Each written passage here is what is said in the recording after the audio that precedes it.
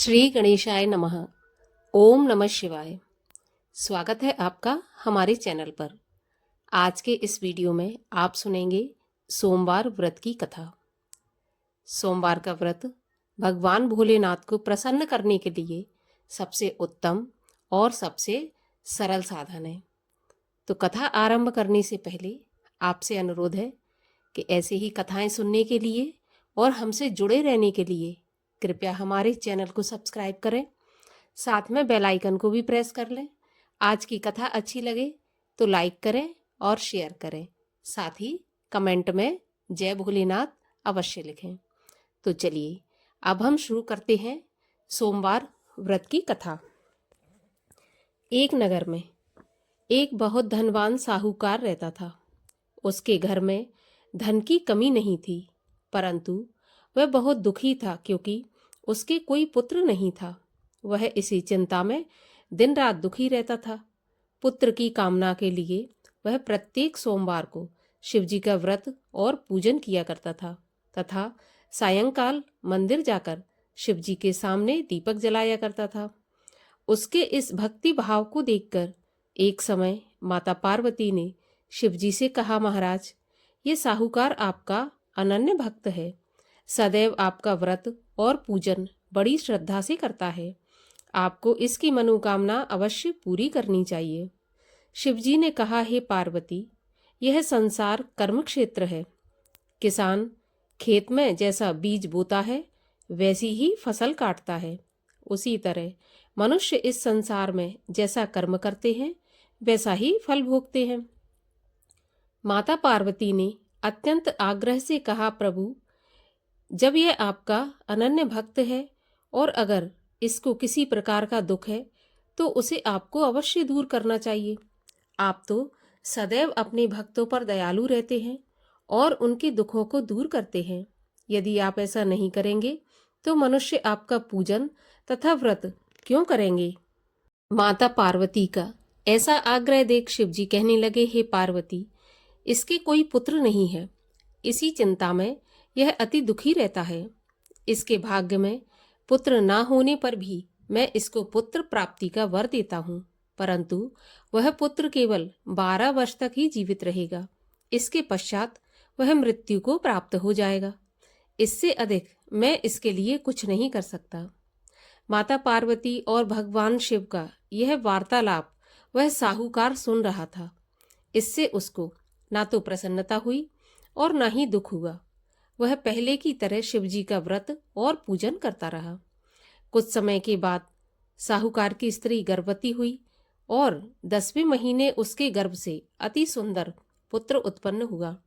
साहूकार के घर में बहुत खुशी मनाई गई, परंतु साहूकार तो यह जानता था कि उसकी केवल 12 वर्ष की आयु है, इसलिए उसने अधिक प्रसन्नता प्रकट नहीं की और न ही किसी को यह भेद बताया। जब वह बालक 11 वर्ष का हो गया तो बालक की माता ने उसके पिता से उसका विवाह करने के लिए कहा। साहूकार ने कहा, अभी मैं इसका विवाह नहीं करूंगा, मैं अपने पुत्र को काशी पढ़ने के लिए भेजूंगा।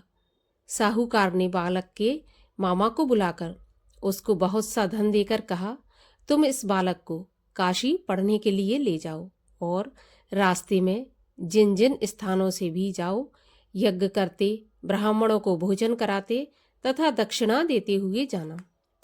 दोनों मामा भांजे यज्ञ करते, ब्राह्मणों को भोजन कराते तथा दक्षिणा देते काशी जी की ओर चल पड़े। रास्ते में एक शहर पड़ा। उस शहर में राजा की कन्या का विवाह था, परंतु जो राजकुमार विवाह करने के लिए आया था वह एक आंख से काना था। उसके पिता राजा को इस बात की बड़ी चिंता थी कि कहीं राजकुमार को देखकर राजकुमारी या उसके माता पिता विवाह में किसी प्रकार की अड़चन पैदा न कर दें। जब उसने सेठ के अति सुंदर लड़के को देखा तो मन में विचार किया कि क्यों ना द्वाराचार के लिए इस लड़के से वर का काम चलाया जाए। ऐसा मन में विचार कर उस राजकुमार के पिता ने उस लड़के और उसके मामा से बात की तो वे राजी हो गए। फिर उस साहूकार के लड़के को दूल्हे के कपड़े पहनाकर तथा घोड़ी पर बैठाकर कन्या के द्वार पर ले गए। सभी कार्य प्रसन्नता से पूर्ण हो गए।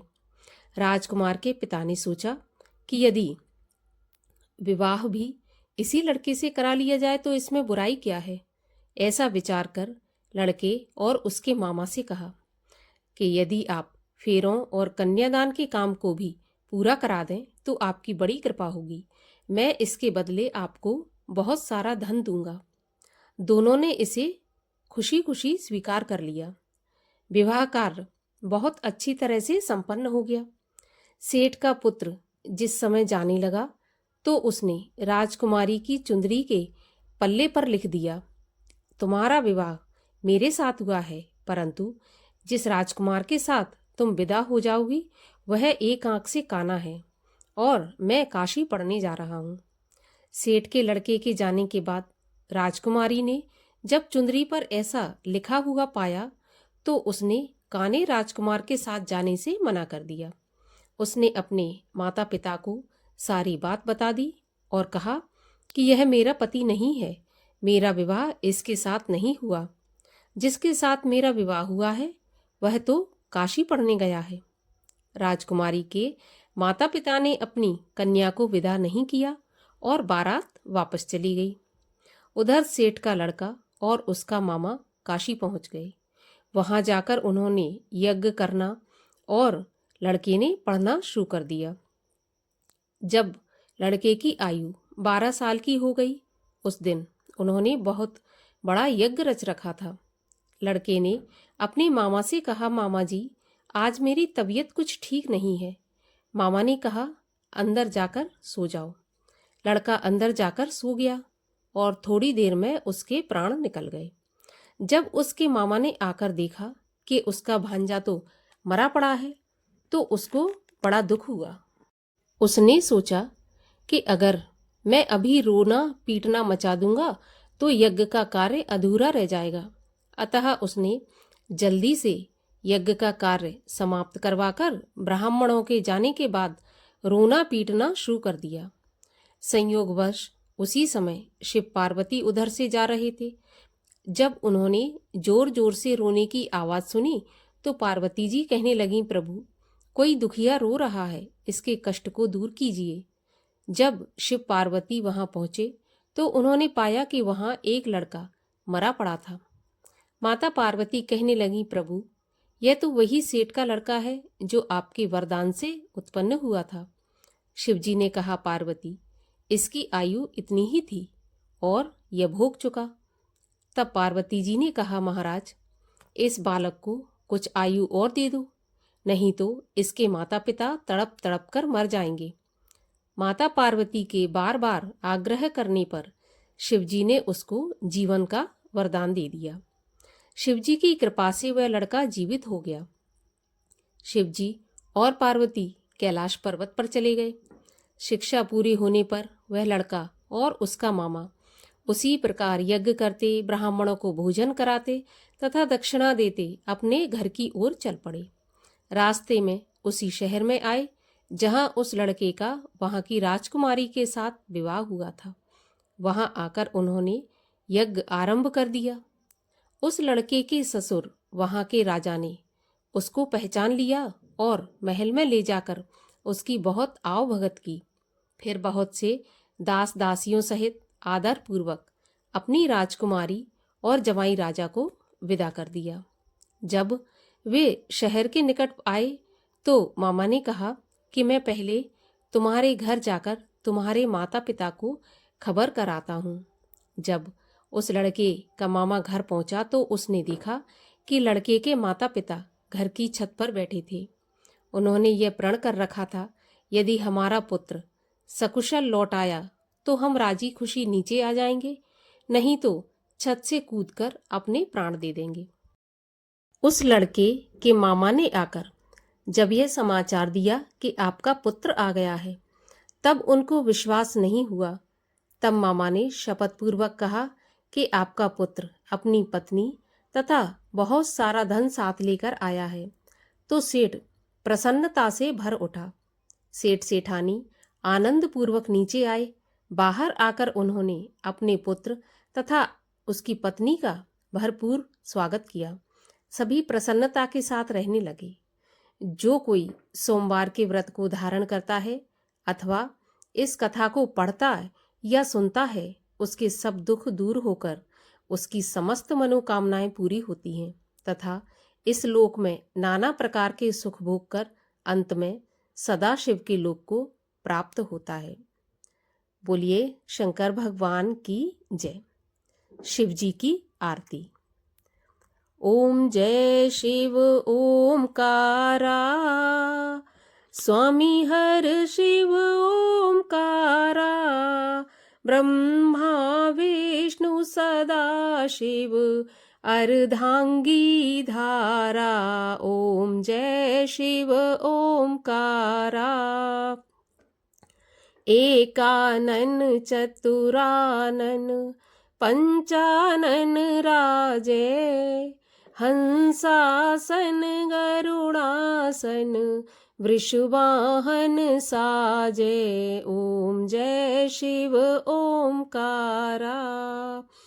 दो भुज चार चतुर्भुज, 10 भुज ते सोहे, तीनों रूप निरखता त्रिभुवन जन मोहे। ओम जय शिव ओमकारा।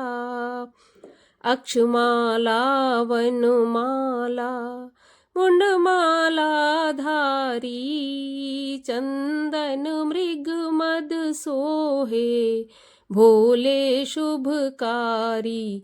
ओम जय शिव ओमकारा। श्वेतांबर पीतांबर बाघांबर अंगे, सनकादिक ब्रह्मादिक भूतादिक संगे। ओम जय शिव ओमकारा। कर के मध्य कमंडल चक्र त्रिशूल धरता, सुख करता दुख हरता, जग पालन करता। ओम जय शिव ओमकारा। ब्रह्मा विष्णु सदा शिव जानत अविवेका, प्रणवाक्षर के मध्य ये तीनों एका। ओम जय शिव ओमकारा। त्रिगुण स्वामी जी की आरती जो कोई जन गावे, कहत शिवानंद स्वामी मन वांछित फल पावे। ओम जय शिव ओमकारा। बोलिए वो शंकर भगवान की जय।